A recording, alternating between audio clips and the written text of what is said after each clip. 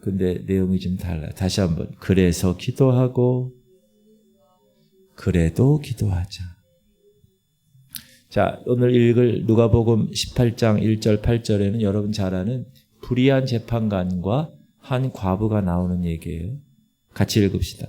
시작. 예수께서 그들에게 항상 기도하고 낙심하지 말아야 할 것을 비유로 말씀하여 이르시되 어떤 도시에 하나님을 두려워하지 않고 사람을 무시하는 한 재판장이 있는데 그 도시에 한 과부가 있어 자주 그에게 가서 내 원수에 대한 나의 원한을 풀어주소서 하되 그가 얼마 동안 듣지 아니하다가 후에 속으로 생각하되 내가 하나님을 두려워하지 않고 사람을 무시하나 이 과부가 나를 번거롭게 하니 내가 그 원한을 풀어주리라. 그렇지 않으면 늘 와서 나를 괴롭게 하리라 하였느니라. 주께서 또 이르시되 불의한 재판관이 말한 것을 들으라. 하물며 하나님께서 그 밤낮 부르짖는 택하신 자들의 원한을 풀어주지 아니하시겠느냐? 그들에게 오래 참으시겠느냐? 내가 너희에게 이르노니 속히 그 원한을 풀어주시리라. 그러나 인자가 올 때에 세상에서 믿음을 보겠느냐 하시니라. 아멘. 여러분, 성경을 읽어보면 상황과 환경은 도저히 믿을 수 없는 그런 곳에서 끝까지 믿어버리고 끝까지 믿어내는 사람들을 발견할 수가 있습니다. 야, 이런 사람들 앞에 우리가 서면 우리는 어떤 생각이 드냐 하면 야, 어떻게 저럴 수가 있는가? 어떻게 저렇게 끝까지 포기하지 않고 기도하고 믿을 수 있는가? 그런 생각을 합니다. 그런데 이런 사람들이 성경에만 있는 게 아닙니다. 지금도 이 지구상 어디인가에서도 그런 사람이 있습니다. 바람이 불어도 흔들리지 않는 사람. 사단이 흔들어도 물러서지 않는 사람. 아멘. 우리 교회 안에도 이런 사람이 있을까요, 없을까요? 있습니다. 다만 그거를 본인이 모를 수도 있습니다. 왜? 흔들어 봐야 합니다. 흔들어 봐야 내 믿음의 집이 반석 위에 세워졌는지 모래 위에 세워졌는지 알아요. 흔들어야 봐요. 태풍이 불기 전에는 아무도 모릅니다. 자기 자신도 모를 수 있습니다. 밖에서 보는 사람도 모를 수 있습니다. 왜냐하면 평소에는 모두 다 멀쩡해 보입니다. 그런데 태풍이 불었을 때 그 믿음의 집이 버텨내면 이번에 중국에 태풍이 막 끝내주게 아주 센 태풍이 지금 우리나라에도 엊그제 이렇게 저기 앞으로 왔잖아요. 태풍이 불었을 때 집이 버텼다. 그 집은 비로소 알게 되는 거예요. 아, 이 집은 반석 위에 지어졌구나. 아멘. 그것이 드러나는 거예요. 사랑하는 성도님들, 우리가 백날 우리 교회는 반석 위의 교회야 떠들어봐야 소용없습니다. 껍데기만 그렇게 붙여놓고 교회 주인이 사람이다. 그건 주님의 교회가 아니라 목사의 교회, 성도의 교회일 뿐입니다. 요즘 보면 교회 중에서 문제가 되는 교회들이 많이 나와요. 그런 교회를 볼 때마다 저 교회 목사는 어떤 마음으로 목회를 할까라는 생각을 가지면서도 저도 많은 도전을 받습니다. 정작 자기 자신도 자기의 믿음의 상태를 모를 수 있습니다.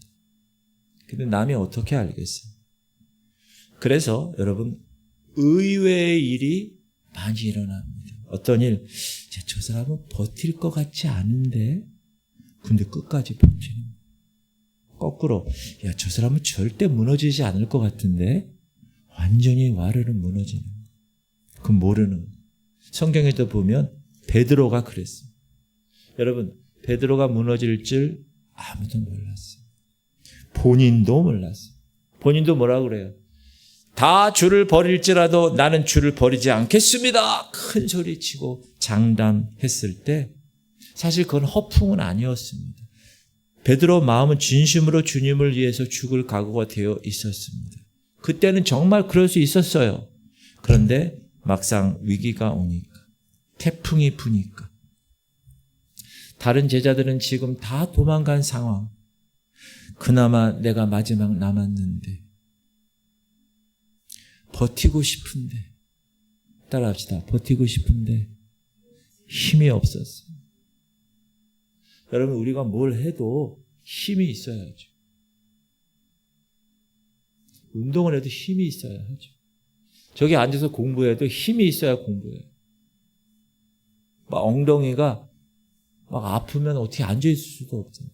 근데 우리 교회 이 의자는요, 너무 좋은 거예요. 제가 원래 엉덩이 살이 없어요. 그래서 그냥 이런 의자에 앉으면 너무 힘든데, 우리 교회 의자는 1시간 앉아도 힘들지가 않아. 구조상 힘들지가 않아. 얼마나 감사한지. 버티고 싶었어요, 베드로는. 힘이 없었어요. 질문 드립니다. 베드로는 예수님의 제자였어요. 그런데 나중에 위기가 오니까 버티지 못했어요. 힘이 없었어요. 질문 드립니다. 왜 힘이 없었을까? 밥을 안 먹어서 그럴까요? 성령이 없었기 때문에. 성령. 그런데 그 베드로가 나중에 오순절날 열흘 지나서, 그렇죠? 예수님 승천하고 나서 열흘 지나서 오순절 되는 날 성령 세례를 마가다락방에서 받죠. 모든 제자들이 다. 그리고 예수 그리스도를 위해서 마침내 뭐 했어요? 순교했습니다. 다른 제자들도 마찬가지입니다. 다 도망갔어요. 근데 나중에 다 돌아왔어요. 마가다락방에서 성령을 받았어요. 그리고 다 순교했어요. 질문 드립니다. 같은 사람인데 왜 이렇게 달라졌을까? 따라합시다. 그들 안에 불이 있었습니다. 그들 안에 성령의 불이 있었던 거예요. 그러니까 능력이 있는 거예요. 오직 성령이 너에게 임하시면 너희가 권능을 받고 You will receive power when the Holy Spirit comes upon you. 성령이 임하면 능력을 받는 거예요. 그들 안에 능력이 있었어요. 예전에는 모래 위에 집을 지었어요. 근데 성령 받고 나서는 반석 위에 자기의 믿음의 집을 다시 짓기 시작한 겁니다. 자기들도 몰랐어요. 이렇게 버틸 수 있을지. 과연 내가 이 핍박에, 이 로마 황제의 핍박에 내가 이 풍파를 견딜 수 있을까? 스스로 의심했을지도 모릅니다. 그러나 그 핍박이 오고 정말 박해가 왔을 때 힘이 생겼어요. 어디서 생겼어요? 그 힘은? 성령에 의한 힘. 오직 성령이 너에게 임하시면 너희가 권능을 받고. 아멘. 막상 힘이 생기니까 다 이길 수 있었어요. 죽음까지도. 할렐루야. 그런데 반대로 나는 이길 수 있어 라고 장담하다가 정작 위기가 오면 무너지는 사람도 있습니다. 그래서 여러분, 누가 끝까지 버틸지는 아무도 모릅니다. 오직 주님만 아십니다. 그럼 지금 우리는 어떤가? 지금 이 시대는 여러분, 제가 어렸을 때보다 점점 버티는 사람이 적어지고 있는 것 같아요. 제가 보니까. 목사님, 증거가 있습니까? 교세가 지금 약해졌어요. 코로나 이후에 3분의 1이 떠났다고 그래요. 30% 정도. 믿는 사람이 줄어들고 있어요. 특히 젊은 층들에게 물어보면 교회 다니는 거에 대해서 아주 안 좋은 이미지를 가지고 있어요. 무엇보다 중요한 게 있어요. 성령의 불이 사라지고 있어요. 지금 교회 가면 뜨겁게 기도하는 교회 찾아보기가 어려워요. 순복음교회도 냉랭한 교회 많아요. 예전처럼 뜨겁게 기도하는 교회 사라지고 있어요. 뜨거움이 사라지고 능력이 나타나지 않고 모이기는 모여요.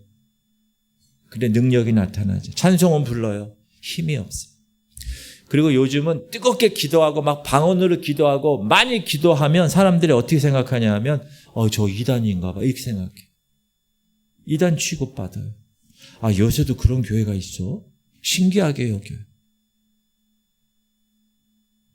물론 예전보다 더 좋아지고 강력해진 곳도 있어요. 그러나 전체적으로 보면 믿는 자들이 적어지고 있어요. 환난을 견디는 사람들이 점점 사라지고 있어요. 그렇다면 우리는 어떠해야 되는가? 오늘 우리가 잘 따져보아야 합니다. 다시 돌아가요.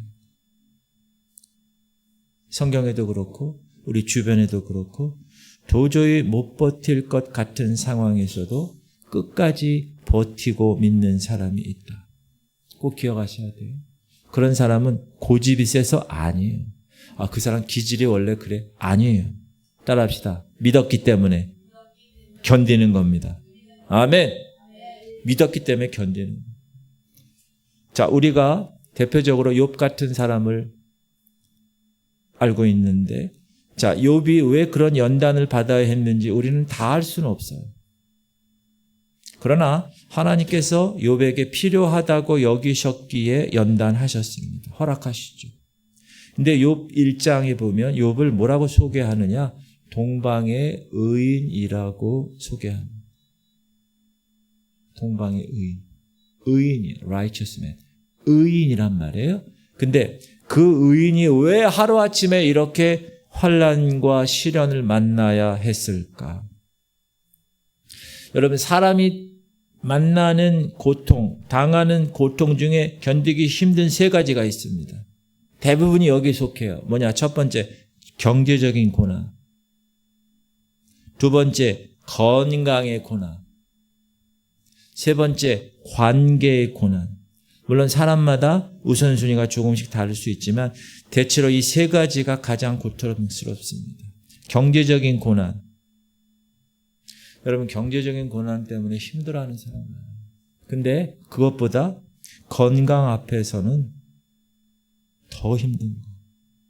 관계가 아무리 소중해도 자기가 지금 죽게 생기면 다 소용없는 거예요. 세상 사람이 다 욕을 해도 건강하게 살 수만 있다면 사람은 그 길을 택하는 거예요. 근데 이 세 가지 중에서 그나마 포기하기 쉬운 거는 관계입니다. 관계 때문에 힘들다고 하는 사람들은 사실 먹고 살만하니까 그런 일을 하는 거예요. 정말 힘들면 그런 소리조차 못하죠. 그런데 사람이 그것만 가지고 살 수도 없습니다. 관계가 해결되면 경제적인 문제가 남습니다. 돈이 다냐? 그렇게 말하지만 경제 때문에 무너진 사람이 한둘이 아닙니다. 사람이 거짓말쟁이가 되는 것도 돈이 없어서인 경우가 많아요. 원래 나쁜 사람이 아닌데 상황이 그래. 돈이 없다 보니까 먹고 살다 보니까 나쁜 사람이 되는 거예요. 그러니 돈도 결코 작은 문제가 아니죠. 돈, 건강, 관계. 근데 마지막에 남는 거는요, 생명이에요. 생명. 병에 걸렸어요. 그러면 그 병을 고칠 수 있어요. 약이 있다는 거예요. 그러면 어떻게 해요? 그 약을 사기 위해서 모든 재산을 다 팔아서라도 사람들은 그렇게 다 합니다. 그런데 오늘 첫 번째 예를 든 욥은 이 세 가지를 한꺼번에 잃었어요. 며칠 사이에. 서서히 잃어간 것도 아니고 먼저 재산을 잃었어요. 도둑놈들이 와가지고 그 욥의 모든 많은 재산을 다 쓸어가 버렸어요. 동시에 자식들이 하나도 남김없이 죽었어요. 자식 하나만 잃어도 여러분 평생 부모의 가슴에 못을 박는 거예요. 욥은 몇 명의 자식을 잃었어요? 10명의 자식, 10명. 관계도 무너졌어요. 친구들이 왔어요. 위로한다고. 근데 계속 가슴에 못 박는 소리만 해요. 야, 너 뭔가 잘못했으니까 하나님이 이렇게 맞는 거야. 성경은 그 친구들을 그래서 번뇌케 하는 위로자라고 표현해요. 위로하러 왔다가 넋을 놓고 앉아있어요. 할 말도 없어요. 위로도 못해요. 야, 이렇게까지 망할 수 있나. 심지어 욥의 아내 어떻게 하죠? 야, 하나님 저주하고 죽어. 그리고 도망갑니다. 네가 그렇게 부르짖던 그 하나님 없네. 이래도 하나님 믿을 거냐? 마지막에는 욥이 자기 생명까지 위협을 받아요. 왜? 욥이 끝까지 버티니까. 사단이 하나님께 가서 허락받아요. 하나님 허락해요. 생명을 허락하진 않지만 육신을 치게 합니다. 머리끝부터 발끝까지 성한 곳이 없이 무너집니다. 자기 몸의 가려움, 기와장으로 긁어대는. 먹을 것이 없습니다. 자식들은 다 죽었습니다. 재산도 다 없어졌습니다. 친구들도 다 떠났습니다. 몸도 그렇게 됐습니다. 여러분, 이쯤 되면 버틸 수 있는 사람은 별로 없습니다. 그런데 말입니다. 욥은 버텼습니다. 이게 욥의 위대한 점. 같이 읽을까요? 시작.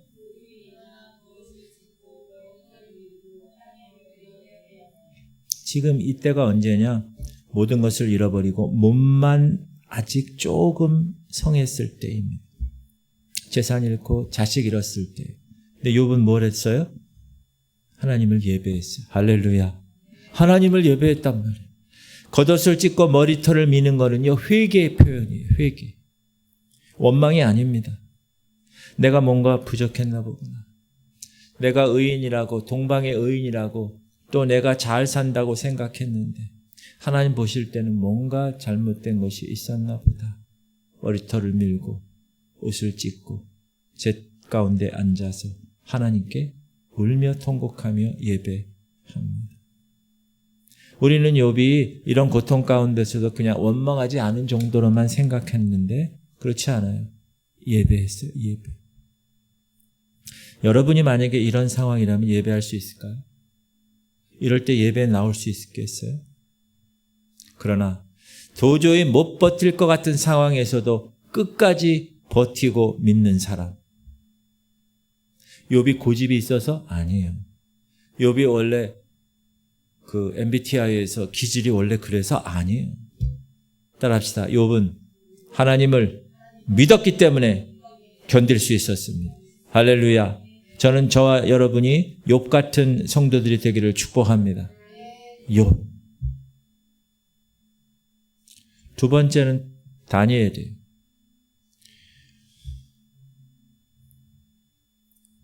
첫 번째는 믿을 수 없었는데 믿었던 사람이에요. 욥. 두 번째는 뭐냐? 도무지 기도할 수 없는데 기도했던 사람. 기도하면 안 돼. 할 수도 없는 상황이야. 그런데 기도했어요. 그 사람 이름이 다니엘이에요. 여러분, 여자 이름 중에도 다니엘이 있더라고요. 데니얼 해가지고. 난 남자인 줄 알았더니 여자야. 얼마나 그 다니엘의 믿음을 갖고 싶었으면 여자도 이름을 그렇게 지었어요. 여러분, 사람은 본능적으로 나이가 먹게 되면, 여기 지금 제일 나이 많은 사람입니다. 나이가 먹게 되면 늙음하게는 사실 열정이라는 것이 쉽게 마련입니다. 왜? 젊을 때는 꿈이 있어요. 열정이 생겨요. 여기 지금 우리 두 젊은이들이 있는, 열정이 있는, 저기 써있잖아요. 열정. 근데 나이가 들면 그런 열정을 갖기가 쉽지가 않아요. 특별히 늙음하게 열정을 가지면 사람들이 주변에서 뭐라 하는지 알아요? 저 욕심, 저 노욕이야, 노욕, 욕심. 막 그리 욕할 수 있어요. 다니엘은 지금 그런 상황이에요. 이제 아쉬울 것도 없는 사람, 얻을 것도 없는 사람, 80이 넘은 나이, 세 왕조의 총리 중에 한 사람이에요. 세 제국을 섬겼던 사람, 부귀, 영화, 풍파 다 겪어본 사람. 기도 안 해도 되겠죠.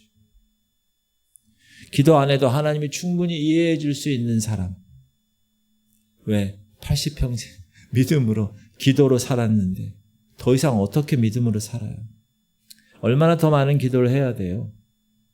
그런데 음모에 휘말려서 30일 동안 기도가 금지되었어요. 놀라운 것은 대적자들이 다니엘의 믿음을 정확히 평가하고 있었다는 거예요. 아, 저 친구는 평생 기도한 사람이에요. 그걸 알았기 때문에 30일 동안 기도 못하게 하는. 30일만 기도를 못하게 해도 그 30일 동안 못 참을 사람이라는 것을 대적들이 알았어요.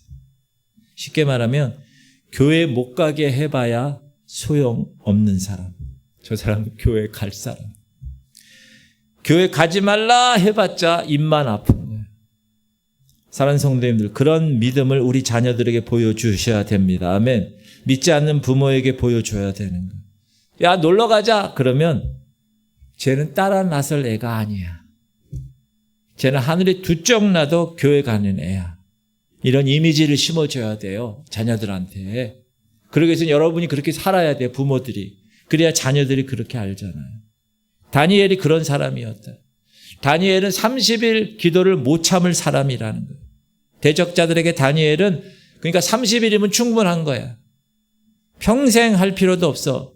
그냥 금지할 필요도 없어요. 그냥 30일만 금지시키면 돼. 아니나 다를까. 다니엘은 30일을 못 견디고 기도하죠. 기도해서 안 되고 기도할 수도 없는데 기도한 사람이 다니엘입니다. 여러분, 주님을 믿지 말라고 하면 생명을 걸 수 있는 사람들이 있습니다. 우상 숭배하라고 하면 불 속이라도 뛰어들 수 있는 사람이 있습니다. 누구였어요? 다니엘의 세 친구. 그런데 다니엘에게 요구된 것은 뭐예요? 그냥 기도하지 말라는 거였어요. 평생? 아니요. 30일만. 여러분 30일 기도 안 한다고 지옥 갈까요? 30일 동안 기도하지 않는다고 믿음이 그냥 확 사라질까요? 물론 조금은 약해지기도 하겠지만 근데 다니엘은 그것을 못 견뎠어요. 알았어요. 다른 사람의 표적이 되었다는 것을 알고도 왕이 그 조서에 도장을 찍은 것을 알고도 내가 기도하면 사자굴에 던져서 사자밥이 된다는 것을 알고도 다니엘은 그 사자의 벌린 입속으로 스스로 걸어 들어갔습니다. 아멘. 사랑하는 성도님들, 우리는 그럴 수 있을까요? 어느 교회는 여러분 코로나 시절에 새벽 기도를 안 했어요. 그랬더니 좋아하는 사람이 많았대. 심지어 목회자 중에도 그런 사람이 있었대. 그러니까 코로나 때문에 안 하게 되는 게 핑계가 되니까 코로나 지금 끝난 지 몇 년 됐어요? 한 3년 됐나요? 지금까지 새벽 기도를 안 한대. 다시 따라합시다. 코로나 끝났으면 다시 해야지. 그런데 교인 중에 다시 하자는 사람이 없대. 세상에나. 그동안에 그렇게 새벽 기도가 부담스러웠는데 마침 코로나 때문에 아유 맞아 떨어진 거예요. 그게.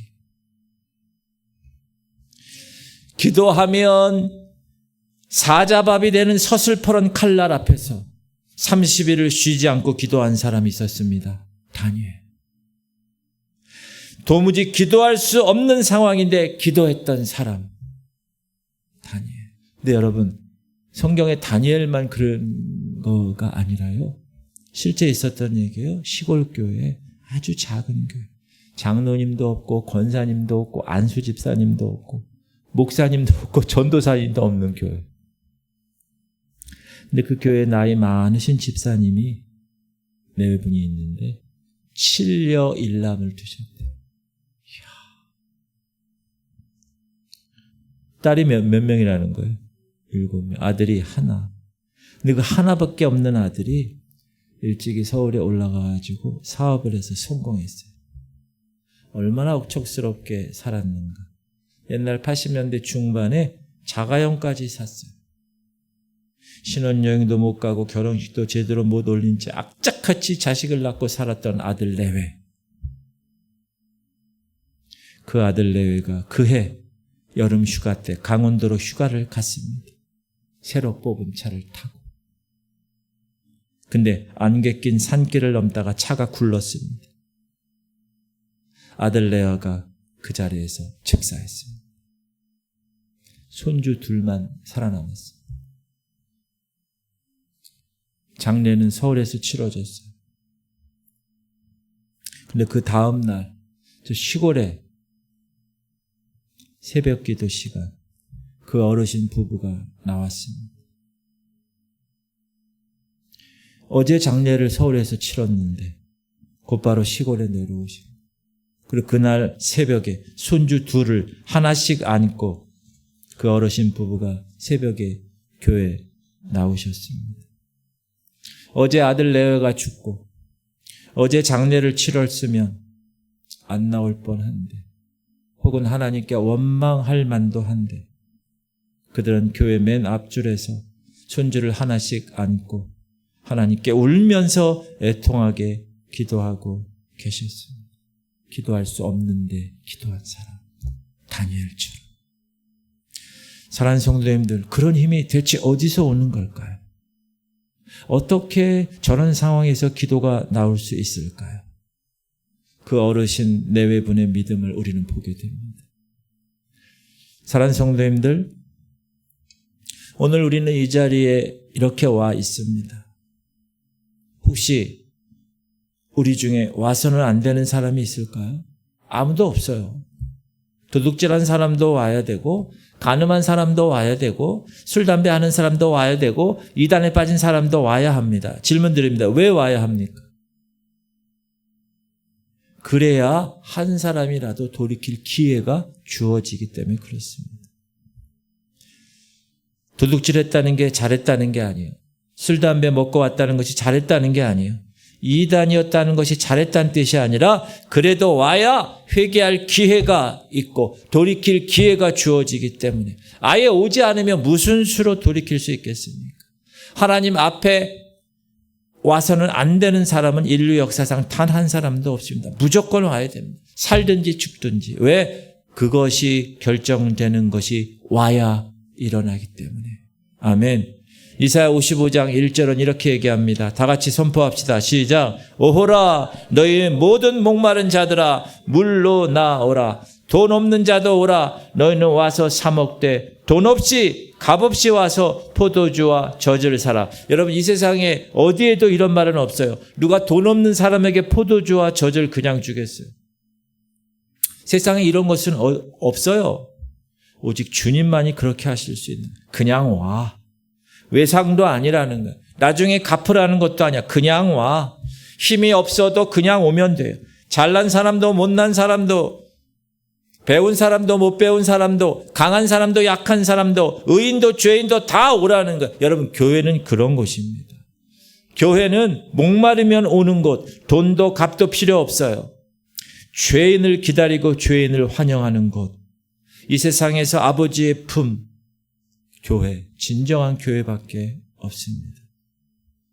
가끔씩 누가 오면 아유 저 사람이 어떻게 교회 왔어? 그렇게 말하면 안 돼요. 그런 사람이니까 와야 하는 겁니다.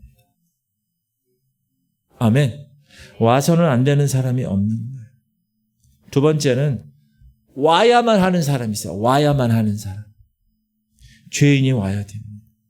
왜? 예수님만이 살릴 수 있기 때문에.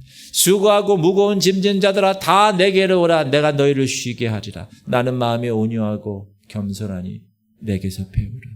내 멍에는 쉽고 가볍다. 그 죄된 인생 어떻게 어디다 써먹겠습니까? 근데 주님은 그런 사람을 오라 그러는 거예요. 이런 사람은 와야만 하는 사람들이. 그리고 올 수밖에 없는 사람들이 있어요. 올 수밖에. 다른 데 가면 안 되고 반드시 여기 올 수밖에 없는 사람. 따라합시다. 그 사람이 오늘 밤 주님을 만납니다. 아멘. 교회를 구경으로 오는 사람이 있어요. 그런 사람은 다른 것이 더 좋아 보이면 안 옵니다. 밭을 사면 안 갑니다. 교회. 장가 가야 하니까 안 갑니다. 부모가 죽었으니 안 갑니다. 다 인간의 논리로는 이해될 만한 이유들입니다. 그러나 성경에서 왕은 그런 이유를 이해해 주지 않습니다. 우리가 하나님께 나가는 데 있어서 그 어떤 이유의 핑계가 되지 못한다는 거예요. 기어서라도 와야 돼요. 일이 있어도 와야 되고 죽더라도 와야 되고 내일 장가 가더라도 와야 되고 왔다가 밭을 사도 부모의 장례를 치른 뒤에도 와야 됩니다. 이것이 부르시는 왕의 마음이라고 성경은 얘기하고 있어요. 그것이 하나님이 우리에게 요구하시는 것이라고 말하고 있습니다. 일제시대 때 평양에서 대부흥회가 열렸잖아요. 전화도 없던 시절 여러 날 예정으로 부흥회를 목사님이 하고 있었어요. 막 뜨겁게. 근데 연락이 왔어요. 인편으로. 목사님의 아들이 죽었다는 거예요. 평양에서 부흥회하고 있는데 서울에서 죽었다는 거예요. 부흥회를 인도하는 중에 자기 아들이 죽었다는 소식을 이 목사님이 듣고, 목사님 아들이 뭐 벌 받아서 죽은 것도 아니고,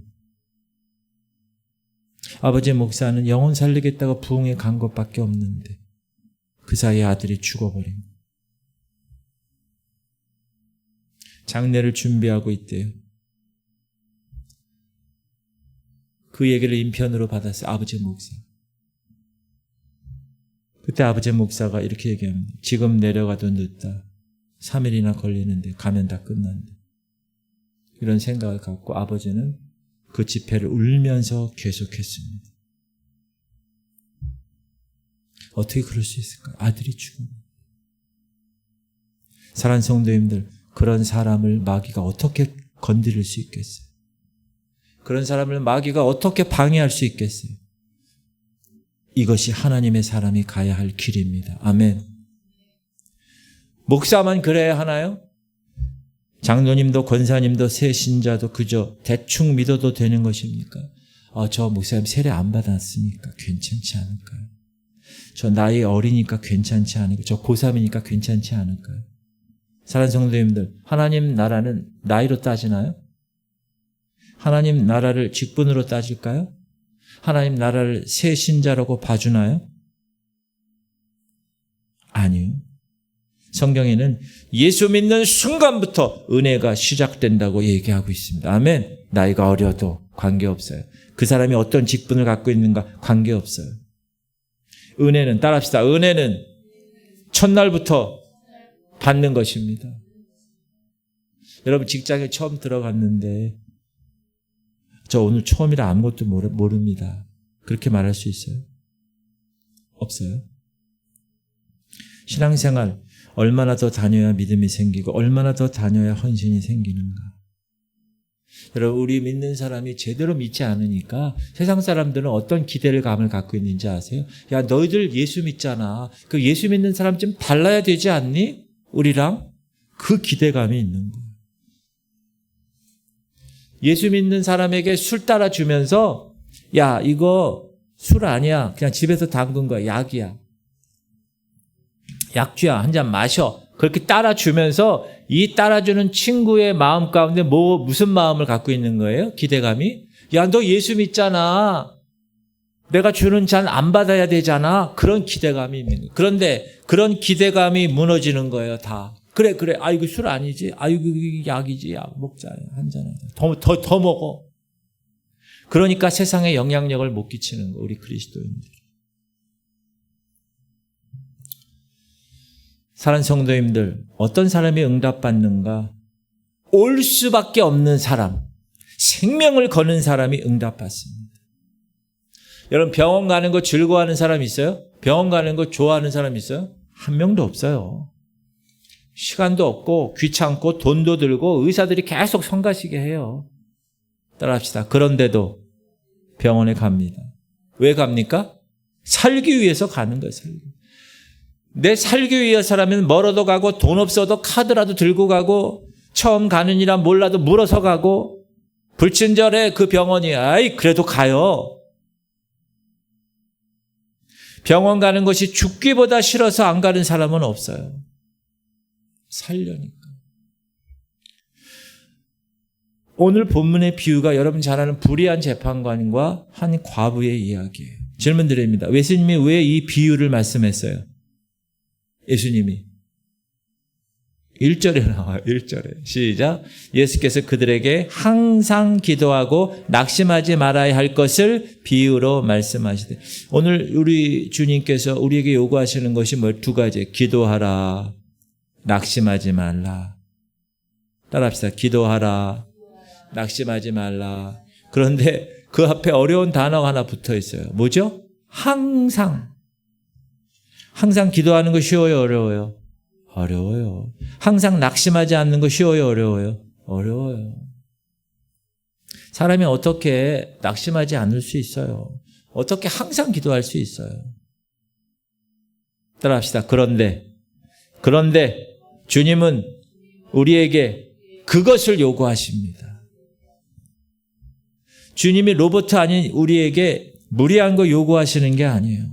왜? 그것이 너희들에게 유익하니까 요구하는 거예요. 할렐루야. 살기 위해서 이렇게 말씀하십니다. 여러분, 무릎 관절 요즘 어르신들 수술 많이 하잖아요. 우리 성도님들 가운데, 우리 권사님들 가운데도 수술하신 분이 있는데, 어떤 분이 왼쪽 무릎에 인공관절을 넣었어요. 근데 수술한 다음부터 무릎을 강제로 꺾기 시작합니다. 왜 그럴까요? 그렇지 않으면 평생 무릎이 굽혀지기 때문에. 그 환자한테 이렇게 인공관절을 넣었으니까 이렇게 뻣뻣할 거 아니에요. 이거 스스로 이거 굽히세요. 이 세상에 누구도 이렇게 하는 사람이 없는 거예요. 아직 아물지도 않은 인공뼈를 넣어놓고 그 밑에 기계를 대고 강제로 꺾어버리는 거예요. 당사자는 피눈물이 나는 거예요. 그 쇳덩어리가 들어가가지고 이거 이렇게 하려니까 얼마나 힘들어요. 옆에서 지켜보는 가족들도 마음이 아파. 이거 이렇게 해도 되는 거야? 이거 열불이 올라오죠. 그런데 병원은 그렇게 해야 한다는 거예요. 그 병원 의사가 이 수술한 사람한테 원한이 있어서 그러는 거죠? 아니에요. 그 환자 좋으라고. 며칠만 고생하면 평생 행복해지니까. 그래서 그렇게 요구한 거예요. 그래서 기계로 강제로 꺾이는 거예요. 땀 흘리고 눈물 흘리며 견뎌내고 비명 지르면서. 근데 그렇게 되면 놀랍게도 그 다리가 펴지고 굽어지고 훨씬 편해진다는 거예요. 근데 이 사람이 몇 년 뒤에 다른 병원에서 이제 오른쪽 다리 인공관절 수술을 했어요. 근데 이번에는 그 병원에서 기계로 강제로 꺾지 않아. 그런 요구도 하지 않아, 이 병원에서. 강제로 꺾는 고통이 있어요, 없어요? 없어요. 이 사람에게는 편해요, 안 편해요? 편해요. 근데 이 사람의 다리 관절이 어떻게 됐어요? 오른쪽은 굽혀지긴 굽혀지는데 100% 굽혀지지가 않아. 왼쪽은 뭐예요? 완전히 굽혀져. 왜? 강제로 기계 넣고 막 꺾었으니까, 아픈 걸 가지고. 근데 이거는 안 되는 거예요. 안 되는 거예요. 사랑하는 성도들, 무엇을 얘기합니까? 주님이 우리에게 항상 낙심하지 말고 기도하라 하시는 것은 우리 형편 몰라서 하시는 얘기가 아닙니다. 다 아세요. 하나님이 잔인하셔서 우리에게 꺾어 이렇게 얘기하시는 걸까요? 기도해 항상. 낙심하지 마. 아니요. 우리 형편을 다 아시고 얘기하시는 거예요. 목사님, 어떻게 예수님이 우리 형편을 아십니까? 그분은요, 우리 형편을 너무나 잘 아세요. 왜? 육신을 가지고 이 땅에 오셨기 때문에. 우리랑 똑같이 베이비로 태어나셨고, 젖 먹으시고, 화장실 갔다 오시고, 피곤하시고, 시작. 그는 육체에 계실 때 자기를 죽음에서 능히 구원하실 이에게 심한 통곡과 눈물로 간구와 소원을 올렸고 그의 경건하심으로 말미암아 들으심을 얻었느니라. 주님은요, 똑같은 우리 육체를 갖고 계셨어요. 여러분, 우리가 기도할 때 힘들듯이 주님이 힘들으셨을까요? 육체를 갖고 있었기 때문에 힘드셨을 거예요. 우리가 아프듯이 주님이 아프셨을까요? 아프셨을 거예요. 우리가 매 맞으면 피 흘리듯이 주님도 피 흘리셨어요. 우리가 외로울 때가 있듯이 주님도 십자가에서 버림받아 외로우셨어요. 엘리 엘리 라마 사막다니, 나의 하나님 나의 하나님 어찌하여 나를 버리셨나이까. 예수님은 슈퍼맨이 아니었어요. 육을 갖고 있었을 때는. 따라합시다. 그런 예수님도 기도하셨습니다. 그리고 그분이 우리에게 요구하는 거예요. 기도해. 낭망하지 마. 항상. 주님은 비유로 말씀하셨어요. 무슨 사연인지는 알 수 없어요. 이 여인은 기가 막힌 일을 지금 당한 거예요. 뭐 억울하게 남편을 잃었거나 혹은 억울하게 재산을 다 빼앗겼는지 알 길은 없지만, 그러나 그 원한이 있는 사람이었어요. 여인이었어요. 근데 그 원한을 갚아줄 수 있는 사람이 이 세상에 딱 한 명밖에 없는 거예요. 누구요? 재판관. 근데 그 재판관이 어떤 사람이 하필? 하나님 인정하지 않아요. 사람 무시하는 불의한 재판관. 돈만 밝히는 나쁜 놈. 그런데도 이 여인은 그 재판관에 가서 사정합니다. 왜 그러죠? 그 길밖에 없기 때문에. 만약에 다른 재판관이 있었다면 그리로 갔겠죠. 이런 인간 같지도 않는 재판장에게 내가 가서 사정하지 않아도 문제가 해결될 수 있는 곳이라면 그곳으로 갈 수 있을 거예요. 근데 미우나 고우나 악하나 선하나 내 문제를 풀 수 있는 열쇠를 갖고 있는 사람이 이놈밖에 없는 거예요. 그러니 가서 어떻게 했어요? 밤낮으로 부르짖었어요. 밤낮으로 외쳤어요. 재판관이 밤낮으로 사정했어요. 항상 낭망하지 않았어요. 항상 기도했어요. 재판관에게. 결국 이 재판관이 어떻게 했어요? 이 여인의 소원을 들어주었어요. 이 여인을 보니까 들어줄 만해서 아니에요. 재판관이 착해서 아니에요. 무서워서 아니에요. 따라합시다. 귀찮아서 들어줬다.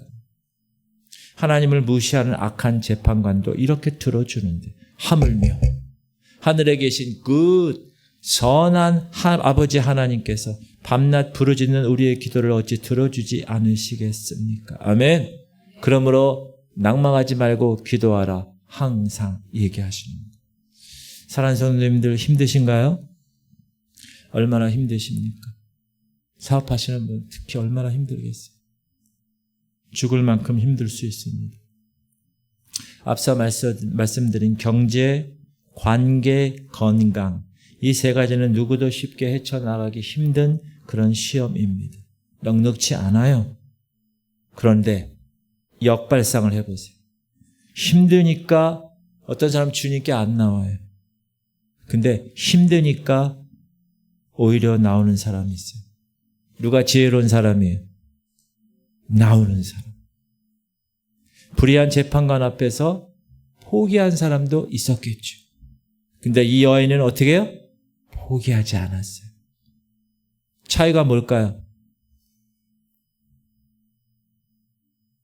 죽을 만큼 힘드니까 하나님을 떠나는 것이 아니라 죽을 만큼 힘드니까 하나님을 찾으라는 거예요. 예수 그리스도께서 말씀하시는 내용이에요. 아멘. 시편 50편 15절 외웁시다. 시작. 환난 날에 나를 부르라. 내가 너를 건지리니 네가 나를 영화롭게 하리라. 한 번 더 시작. 환난 날에 지금 현대 그리스도인들은 열의 9은 환난 날에 어떻게 해요? 도망갑니다. 하나님 떠납니다. 힘드니까. 근데 여러분 그건 죽는 길이에요. 답이 없는 거예요. 성경은 말합니다. 환난 날에 나를 찾아. 그럼 내가 너를 건지는데 그 건짐받은 너를 보고 사람들이 하나님께 영광을 돌릴 거야. 저 사람 어떻게 살아났어? 저런 상황에서 저 사람 어떻게 이기고 있지? 저 사람 하나님 믿는 사람이래. 그가 믿는 하나님은 도대체 누구야? 라고 하나님을 찾게 될 거라는 거예요. 아멘. 반드시 명심하세요. 환난 날에는 뭘 해야 되는 거예요? 하나님을 찾는 거. 환난 날에 술 한잔 하러 가야 나한테 되지도 않는 그게 아니라 환난 날에 주님을 찾는 거예요. 그럼 주님이 뭐라고 그런다고요? 내가 너를 건지리라. deliver. 건지라는 거. 구원. deliverance. 근데 환난 날에 하나님을 떠나요. 그러면 답이 없는 거예요. 더 망하는 거예요. 그래서 인생을 살다가 환난이 오면 하나님 떠나면 안 돼.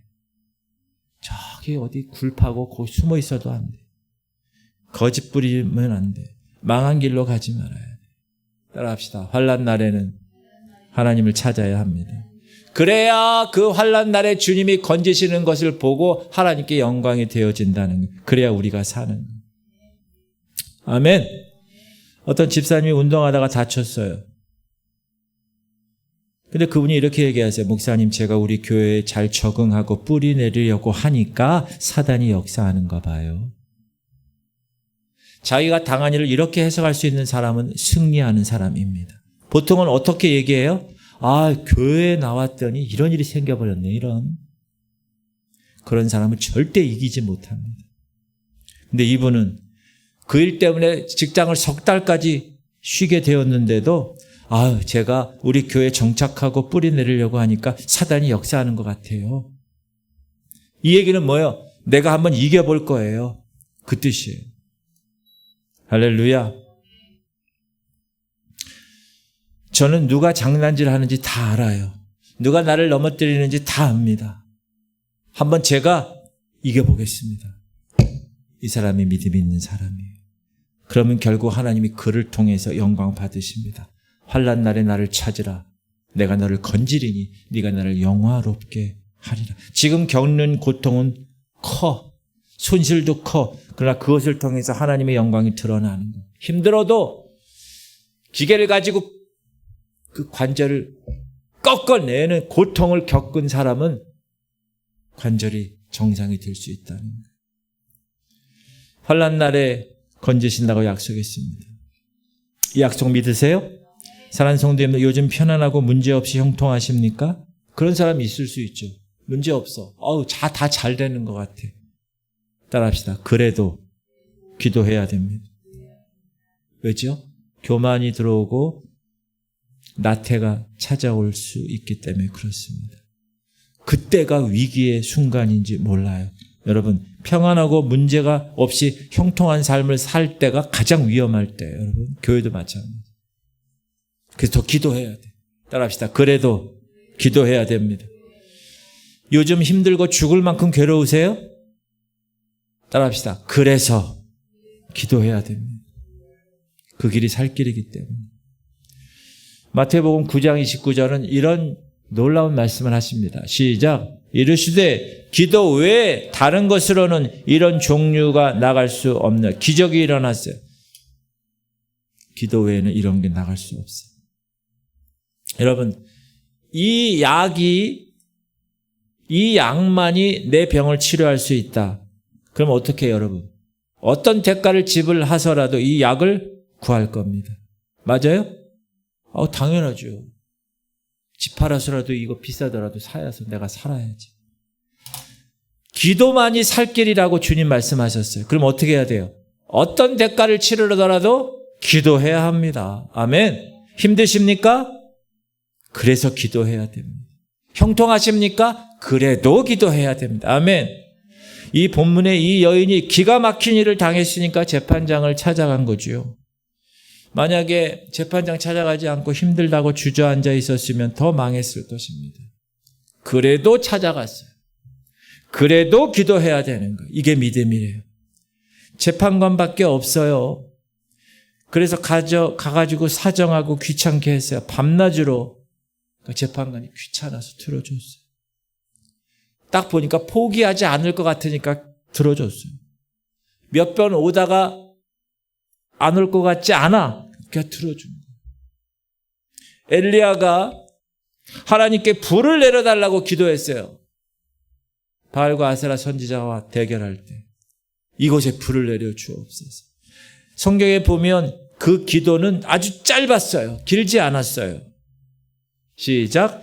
저녁 소재 드릴 때 이르러 선지자 엘리야가 나아가서 말하되 아브라함과 이삭과 이스라엘의 하나님 여호와여, 주께서 이스라엘 중에서 하나님이신 것과 내가 주의 종인 것과 내가 주의 말씀대로 이 모든 일을 행하는 것을 오늘 하게 하옵소서. 5분도 안 되는 기도. 근데 그 짧은 기도로 하늘에서 불이 내려오는 있을 수 없는 일이 일어났어요. 하나님이 그 짧은 기도를 즉시 들어주셨어요. 그 이유가 뭘까요? 그 이유가 뭘까요? 따라합시다. 엘리야는 포기하지 않을 사람이었기 때문입니다. 그걸 하나님이 아는 거예요. 그래서 곧바로 그냥 응답하신. 출애굽기 32장. 모세가 이스라엘 백성들을 위해서 기도합니다. 하도 우상 숭배하고 이러니까 하나님이 다 죽여버리겠다. 하나님이 이 백성을 멸하시겠다 할 때 모세가 이런 기도했어요. 시작. 그러나 이제 그들의 죄를 사하시옵소서. 그렇지 아니하시오면 원하건대 주께서 기록하신 책에서 내 이름을 지워버려 주옵소서. 모세가 이렇게 기도하니까 하나님이 그 자리에서 뜻을 돌이키셨어요. 왜 그랬을까요? 따라합시다. 모세는 물러설 사람이 아니었기 때문입니다. 그는 자기 생명까지 걸고 매달리는 사람이었어요. 무슨 수로 당황했어요? 목숨 걸고 하는. 생명책에서 내 이름 지워줘 버렸어요. 아멘. 여러분 야복강에서 야곱이 하나님과 씨름한 이야기 여러분 아시죠? 사실 코미디 같은 이야기. 어떻게 사람이 하나님과 씨름해. 강호동도 아닌데. 하나님이 지셨어요. 하나님이 지셨다는 건 말이 돼요? 그게 아니라 하나님이 스스로 지셨어요. 하나님이 스스로 그렇게 지셨어요. 야곱의 허벅지 관절을 딱 쳐서 부러뜨렸어요. 그런데도 다리를 절면서 끝까지 놓지 않았어요. 밤새도록 날이 샜어. 새벽이야 이제. 하나님이 야 이제 좀 나 좀 가게 좀 해줘라. 아닙니다. 당신이 내게 축복하지 아니하면 가지 않게 하겠나이다. 밤새도록 붙들었어요. 결국 하나님이 축복하시고 놓아줬어요. 다리가 부러져도 안 놓았어요. 죽여버렸으면 몰라도 죽이기 전에 안 놓았을 거예요. 하나님이 야곱이 끝까지 버틸 걸 아셔서 축복하셨어요. 응답하셨어요. 사랑하는 성도님들, 그래도 기도하는 사람. 기도는 짧고 길고의 문제가 아니라 믿음의 문제입니다. 하나님이 한마디만 하셔도 응답이 이루어질 수 있습니다. 그것이 믿음입니다. 아멘. 기도하는 사람에게 주시는 은혜는요, 첫 번째 주님이 함께 하시는 거예요. 주님은 찾는 자들에게 오세요. 나를 간절히 찾는 자가 나를 만나리라. 여러분 간절히 하나님을 찾으세요? 중요한 거예요. 그래야 만나. 목사님 저 아직도 한 번도 주님 못 만났는데. 간절히 안 찾아서 그래. 아직. 하나님의 응답이라는 것은 계산이 안 되는, 상식이 통하지 않을 때가 너무 많아요. 여러분 홍해 앞에 선 이스라엘 백성을 보세요. 뒤에는 지금 누가 와요? 애굽의 군대들이 오고 있어요. 앞에는 홍해가 가로막고 있어요. 그 당시 비행기가 있었나요? 없었어요. 그 수백만 명을 어떻게 한 명도 죽지 않고 그 홍해를 건널 수 있겠습니까? 사람이 생각할 수 있는 방법이 아니었어요. 하나님의 기상천외한 방법. 홍해가 갈라졌어요. 아멘. 이스라엘 백성 중에서, 그 수백만의 이스라엘 백성 중에서 어느 누구도 홍해가 갈라질 거라고 미리 생각한 사람은 아무도 없었어요. 그런데 하나님이 그렇게 하신 거예요. 홍해가 갈라지고 나서 40년 후에 요단강 건널 때 법궤를 맨 제사장이 발을 담그는 그 순간 강물이 갈라졌어요. 아멘. 여리고 성이 무너질 때도 소리를 지르니 성이 무너져 버렸어요. 아멘. 마르다. 주님이 여기 계셨더라면 내 오라비가 죽지 않았을 것입니다. 이건 세상이 생각하는 상식이에요. 이미 죽어버렸어요. 답이 없어요. 근데 예수님이 얘기하는 네 오라비가 다시 살아나리라. 그러니까 마르다가 이렇게 얘기하죠. I know. 제가 알아요. 마지막 부활 때 살 것을 나도 알아요.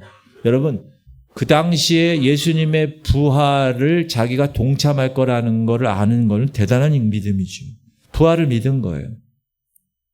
근데 주님은 그것을 뛰어넘는 역사를 보여주셨어요. 지금 막 죽었으면 뭐요? 살아날 가능성이 있을지도 몰라. 그런데 나사로는 무려 4일이 지나서 이미 그 중동의 더운 지역에서 막 냄새가, 썩는 냄새가 막 나고 있었던. 제자들도 no, 나사로 가족도 no, 조문온 유대인들도 그 누구도 무덤에서 나사로가 살아날 것이라고 생각한 사람은 아무도 없었습니다. 그런데 하나님이 그 일을 해내셨습니다. 할렐루야. 이것이 응답입니다. 여러분 우리가 가진 문제가 있어요. 응답받아야 할 조건이 너무 많아요. 계산해도 답이 나오지 않아요. 돈으로, 시간으로, 사람의 힘으로 안 됩니다. 누가 할 수 있어요? 따라합시다. 하나님이면 됩니다. 우리에게 그 일이 없었다고 앞으로 일어나지 않을 것이라고 말하지 말라는. 주님은 우리의 생각을 뛰어넘어 너는 내게 부르짖으라 내가 내게 응답하리니 네가 알지 못하는 크고 비밀한 것을 내게 보이리라. 우리가 상상하지 못하는 방법으로 하나님은 응답하십니다. 아멘. 주님은 기상천외한 방법으로 우리 기도에 응답하시는 분이세요. 따라합시다. 그래서 기도해야 됩니다. 따라하세요. 그래도 기도해야 됩니다. 하나님은 포기하지 않고 기도하는 사람에게 합력하여 선을 이루시는 분이세요. 계산기 두들겨도 답 안 나와. 할 수 있는 게 아무도 없어. 아무것도. 근데 믿고 기도만 하면 하나님이 알아서 주십니다. 믿으세요 이거? 정말 중요한 거. 오늘 본문의 이 여인이 재판관을 귀찮게만 했는데도 문제가 해결됐어요. 왜 그랬을까요? 재판관에게 힘이 있었기 때문에. 아멘. 여러분 하나님 찾으세요. 하나님께만 힘이 있습니다. 하나님께 답이 있습니다. 하나님께 방법이 있습니다. 하나님께 수가 있는 거예요. 복잡하게 찾지 마세요. 하나님 나 살려주세요.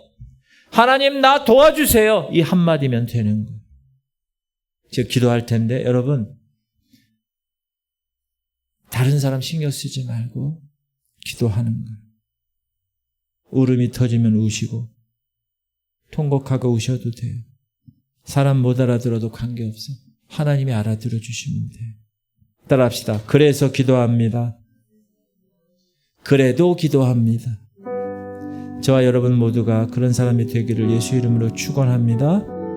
여러분 믿음 생기셨어요? 그렇게 해보시겠어요? 그러면 승리하는 거예요. 예수님 오실 때까지 그래서 기도하고 그래도 기도하는 여러분 되실 수 있길 바랍니다. 3가지 기도 제목.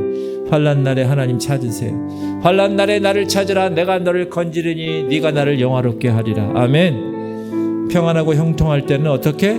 그래도 기도하고 환난 있을 때는 그래서 기도하고 기도할 때 주님이 건져주시고 하나님의 영광을 주실 것입니다. 아멘. 우리 통성으로 주님 3번 부르고 기도할 때 전도사님 나와서 같이 도와주시고 큰 소리로 부르짖을 때 왜 기도가 큰 소리로 부르짖어야 되냐면 이게 발동이 걸려야 되는데 발동이 걸리기 위해서는 주여 3번을 부르고 크게 하나님께 외쳐 기도하면 하나님께서 응답하십니다. 우리 주님 이름 부르고 3번 부르고 통성으로 기도하겠습니다. 주여 주여 주여. 하나님 감사합니다. 오늘도 하나님께서 우리를 붙들어 주시고 하나님의 귀한 말씀대로 하나님의 거룩한 백성들 인도하심을 감사드립니다. 하나님 환난 날에 나를 부르라. 내가 너를 건지리니 네가 나를 영화롭게 하리라.